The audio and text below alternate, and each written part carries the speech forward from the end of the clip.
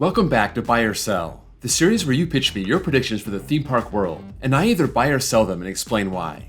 If you want your idea considered for the next video, leave a comment below starting with buy or sell. In this episode, we look at what will happen to Groenland's Jetline coaster after the accident, if Cedar Fair will start working with a long-lost friend, and if the reimagined Top Thrill Dragster could challenge the world's best coasters. This is Buy or Sell, episode 20.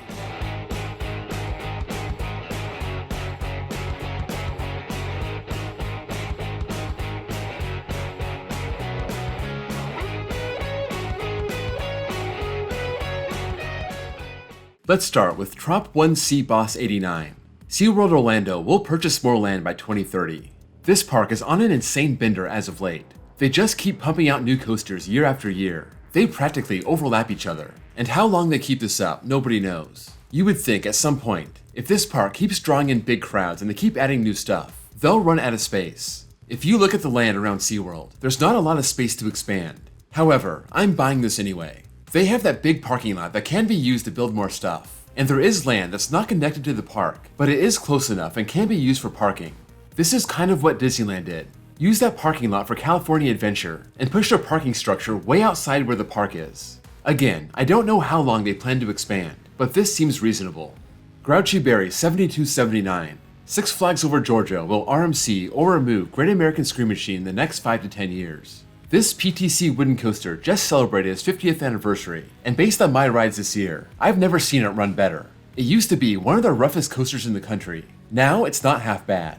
It seems like Six Flags is invested in this ride. It still seems popular. It looks great right there in the lake. It's a classic now, and it was the park's first major coaster, so I'm selling this. There's no way they RMC it with Twisted Cyclone right there, and I don't think they tear it down either. If you hate it, too bad. You're stuck with this for the long haul. Fry Guy 909. Superman the Ride will end up getting new Intamin lap bars by 2030. In 2004, this ride had an accident, and that led to the banning of T-bar lap bars in the state of Massachusetts. The bars were modified, and then they got replaced in 2009, and they're terrible. Intamin has introduced brand new trains in recent years, and they're amazing. They have the lap bars that come down over your head. They don't staple you. They're some of the best out there. But will Six Flags pay for these new trains? No way, I'm selling this. Even though Superman has awful lap bars, the ride is still popular. As long as people keep riding it and enjoying it, they won't touch it. Sure, coaster enthusiasts will complain, and there's no way it's ever winning the Golden Ticket Award for Best Steel Coaster again. But that's a small price to pay to avoid buying new trains. Coaster Fair 2602. Cedar Fair works with Vekoma by 2030. There's no doubt the Vekoma wave is coming to North America. Disney has been on board forever. Dollywood is all in with their last two coasters. Kodoland got the first major one, if they ever decide to build it, and I bet the big chains are going to get involved. Cedar Fair hasn't bought a new Vekoma in 23 years. Their last one was Boomerang at Worlds of Fun.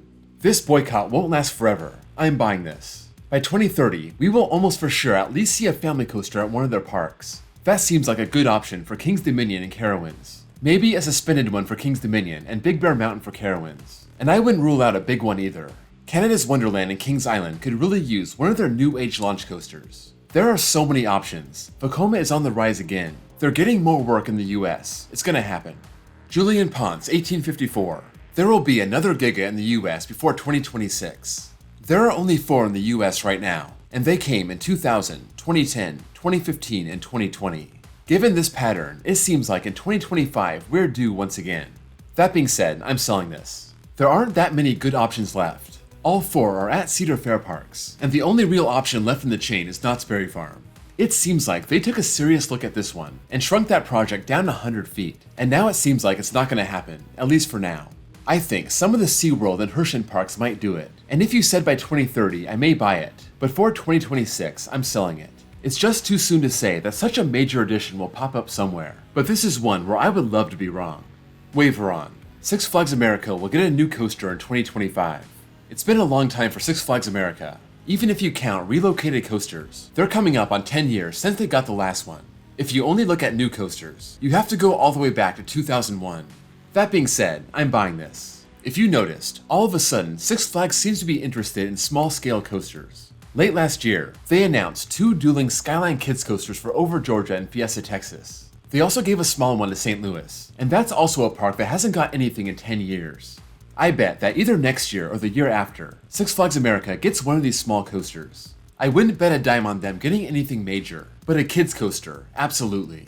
Ryan Monroe, 2828. Top Thrill Dragster goes into best coaster in the world discussion after the changes.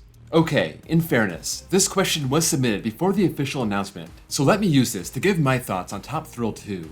Yes, that's the name, Top Thrill 2. That's about as lazy as X2, but in the end, it doesn't matter. This is one of those rare times where I was right about something. From the start, I said they would replace the launch with LSMs, and they would make it a multi-pass launch with a big back spike. This made sense because I didn't think LSMs would be strong enough to get it over the top hat. The first launch is going to be 74 miles an hour. How long it'll take to get there, I'm not sure. I'm guessing that won't be a big gut punch. Then it'll go up the tower and come back down. It's going 46 miles an hour slower than before, so it probably won't go up too far, and based on the animation, it barely goes up at all. Anyway, people dreamed about getting a rollback on Dragster, and now you get one every time. If it feels anything like Superman at Magic Mountain, don't get your hopes up too high. Then, it's gonna launch the train up to 100 miles an hour and up that back spike, standing 420 feet tall, and I think this will be really cool.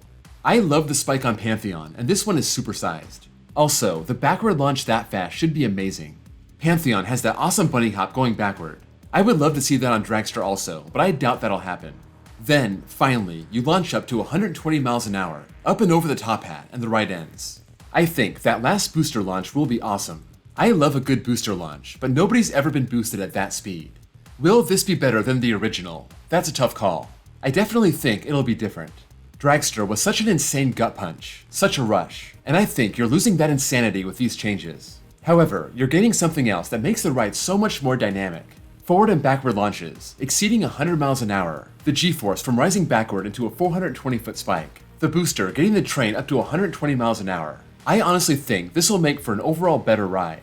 Also, it's getting brand new trains. Like the launch, these were designed by Zamperla. These are their new Lightning trains, and they look a lot like New Age Intamin trains, the lap bar coming down over your head, and I hope it's as comfortable as Intamin's version. Now, will it challenge the best coasters in the world? I'm selling that. I think if they added more after the top hat, it could have a case. That's kinda disappointing. I thought there was a decent chance they'd add more elements after ripping out the track on the brake run, but they chose not to. The announcement on August 1st wasn't a surprise to anyone. There wasn't anything that was revealed that people didn't already expect, but I think they needed to do this after 20 years of headaches and pain. And in the end, I think they made the ride better. I'll just have to ride it to find out if that's the case. Now, the burning question. Is Top Thrill 2 a new credit? Right now, I'm gonna say yes. The ride experience has changed so much, I think it qualifies. But if you disagree, let me know in the comments. Ramon Ortiz, 1327.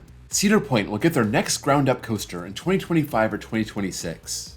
I think this is a tough time for Cedar Point. They invested a lot of money into their new boardwalk, the Grand Pavilion, getting their new Wild Mouse coaster, and then they turn around and spend God knows how much on the Dragster project. I think between the boardwalk and the scale of the renovation of Top Thrill Dragster, they'll treat this like a new coaster and reset their clock. I'm selling this. I would be surprised to see anything new at the park before 2027, more likely 2028 or 2029. Fahrenheit 097. Cedar Point will remove Gemini in the next 5 years for a new coaster. Once Cedar Point is willing to build something new, the question is, where is it going to go? 5 years is a pretty good window to examine, and if they do build something in that time, they'll need to start clearing land. This could mean the end of one of their rides. I said in the past that Gemini could be in trouble, and they considered tearing it down back when Dragster was brand new. It's aging, it wasn't running well when I went there this summer, and maybe its days are numbered. All things considered, I'm selling this. For one, I think there's only one major attraction coming in the next 5 years, so that's only one chance that Gemini has at getting the axe. Another thing to consider, and this may be way off base, but the park may not want to tear down Gemini so close to its 50th anniversary. That'll come in 2028, and if that's when they get their next big coaster, they may shy away from killing it right around the big milestone. Ultron Productions 2179. Gronalund will tear down Jetline after the fatal accident last month. For those of you who didn't see, Jetline derailed on June 25th. 3 people fell out of one of the cars and 1 person died. The park was shut down for a week for investigators to do their work.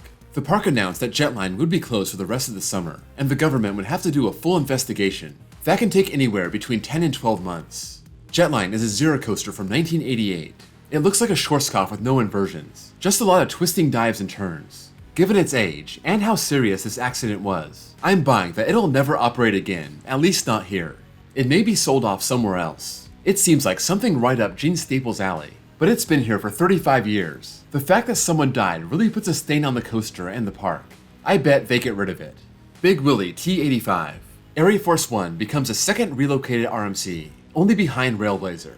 This is an interesting question. Think about the parks that have RMCs, how stable they are, how movable each RMC is. Plus, if the parks really want to relocate their RMC, I think that any RMC conversion is completely off the table. I talked about Goliath at Great America being relocated.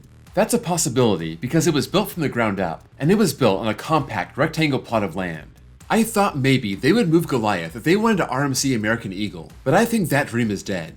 If you look at other ground-up RMCs, you got Wildfire, which was built for its terrain. Same with Outlaw Run, same with Lightning Rod. Zadra could be moved, but I don't think Energylandia is in danger. Same with Silverwood, Magic Mountain, Great Adventure, and Fiesta Texas. Air Force One is at Fun Spot Atlanta, and I think that's a less stable park than the others, but I don't think they're going under. They've been around for over 30 years now. I'm selling this. I think the next relocated RMC will be Wonder Woman Golden Lasso Coaster. I could definitely see Fiesta Texas moving that out, maybe sending it to Frontier City, or New England, or over Georgia, or Discovery Kingdom, and they get something fresh and new on that plot of land. RBDA Jordan 1. A new B&M flying coaster will come to America by 2030. When it comes to America, it's been 14 years since we got a new flyer. When it comes to the whole world, it's been 7 years. So are we looking at something new in America in the next 7 years? I would bet against that. I'm selling it. That doesn't mean we aren't getting a new flyer. I think it's much more likely that we get something from Vekoma. It would have to be a park that's willing to pay for it. I'm sure it's not that cheap, so the parks in the Herschend chain come to mind. Think how amazing this would be at Dollywood or Silver Dollar City. Also, don't sleep on Universal. I can see something like this come to their Orlando parks. Either Universal Studios, or Islands of Adventure, and even possibly Epic Universe. These can obviously be themed, as we saw with Fly at Phantasialand, so keep an eye out for that. Gamer One Wing 500. Holiday World will get a new thrill coaster before 2030. It looks like after 8 years, Holiday World is finally set to get a new coaster, but now we know that's going to be a Vekoma family boomerang. I think that's a great addition. On my video about what each independent park needs the most, I said they needed a family coaster. They have Howler, and then they have 4 insane coasters. They have nothing in between. This will be that perfect stepping stone coaster. We know that Holiday World takes your time between coasters. 5 years between Raven and Legend, 6 years between Legend and Voyage, 9 years between Voyage and Thunderbird, and now another 9 years between Thunderbird and this boomerang. So will they invest in a new thrill coaster between 2024 and 2030? Tough call, but I'm buying it. This is the first time working with Vekoma, and I'm thinking maybe there could be a package deal here.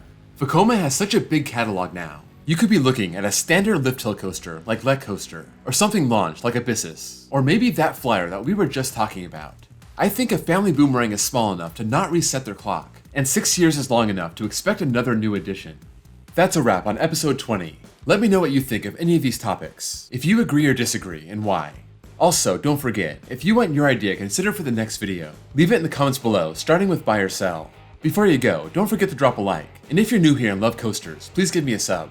I have a playlist with all the buy or sell episodes. Also, check out my links below for my Discord server, and my second channel where I post copyright-free off-ride footage, and my baseball channel if you also happen to love baseball. Thank you all for watching, and I'll see you all next time.